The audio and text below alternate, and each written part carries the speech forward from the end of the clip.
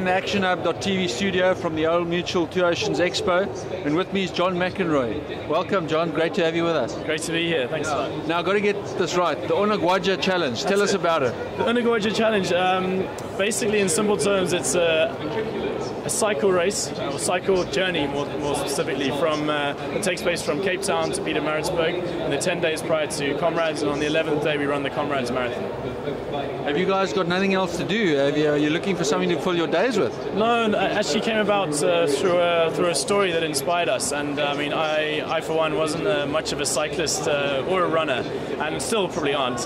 But basically, a guy by the name of VP Vincel came across. He came to share a story about an athlete from the 1930s who ran the Comrades. And in fact, this athlete was called Phil Masterton Smith, and I'd never heard of him. And anyway, VP started to talk about him and his life. And in 1931, Phil Masterton Smith became the youngest ever Comrades winner at age 19, which still stood to this day. But in 1933, Phil Masterton Smith, whose nickname was Unogwaja, which means hare in Zulu, he couldn't afford the train fare from Cape Town to Pietermaritzburg. It was the Depression years, obviously finances were a bit of a struggle. But instead of, like most of us, just calling it a day and not running that year, he decided to cycle, which is incredible. And he cycled from Cape Town to Pietermaritzburg and ended up coming 10th in the Comrades. We don't know how long it took him or exactly what route he took or whether he hitched the ride or whatever, but incredible to have the determination and willpower. So by now I was like, wow, this is quite an incredible story.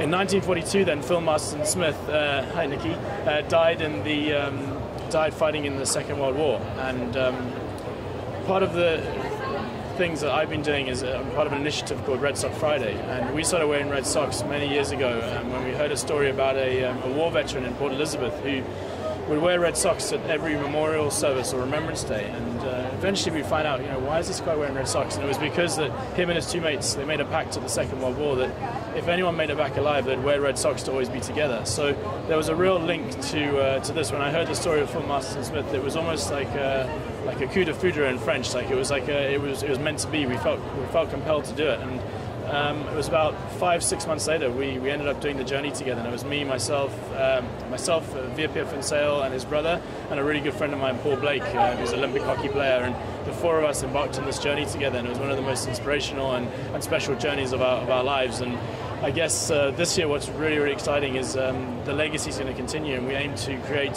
one of the most iconic and unique biathlons in South Africa. And Avis have come on board as the title sponsor, indicating the excitement for the event and indicating hopefully where this event's going to go. And we really are looking forward to it. So I think we're 49 days away from the 24th of May, which will be the official start date of Unogwaja Challenge 2012, the Avis Unogwaja Challenge 2012. It's an amazing story, an amazing background to the event, and I'm just thinking about the logistics. It must be quite a challenge to organise an event over this distance and then to finish off with a small challenge of the Comrades Marathon. I mean, how are you guys handling that? No, very much so, and certainly last year was a big learning curve because everything was the first time for us. We're effectively amateurs, and like my father flew out from England to help manage the support crew. We had volunteers who did physio, we had a film crew. It really was just an act of collective effort, and this year we obviously benefited from last year's experience, but there is a great deal of logistics that have to get right, and the support crew were absolutely invaluable in terms of what they provided for us and the support that they gave us. And this year, which is what's exciting, is we're staying at schools and or family homes along the way, so the communities are just opening their arms up. When we mentioned, you send a call to action in Carletstorp, people are coming to us saying, we are so excited you're coming through our town, we want to host you, we want to give you food, we want to feel part of this event. And hopefully in the future this will be something that grows and grows, where the communities become more and more active, and we do sort of like race villages in each community, and there's also outreach programs. And obviously a key component of the whole campaign is the charity side of it, and it's Unogwaja Challenge will become an official non-profit organisation. This year we're supporting the Amabidi Charities, which is the official Comrades charities, plus Avis have nominated their charity that they support and are affiliated with, which is called Jumping Kids, and they provide prosthetic limbs for children that don't have any. And so it's a real kind of inspiring journey, and what's critical is the spirit in which it's taken part. And it's not about how quickly we get there, it's about a group of people starting in Cape Town and getting to the start of Comrades. And it really is incredible how we grouped together both the support staff and the people on the bike. It was very special.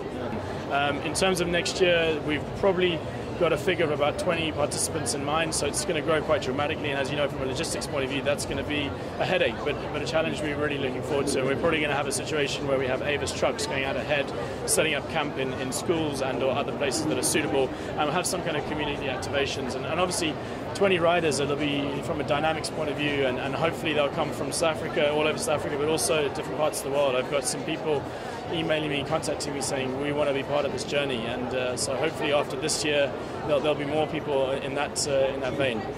John, it sounds really exciting. From Action Hub side, we'll keep tabs on it, and hopefully we can feature your progress along the route this year. Good luck with it, and all the best, and have a good trip to Durban. Awesome. Thanks so much for your time, and yeah, it's appreciated. Great.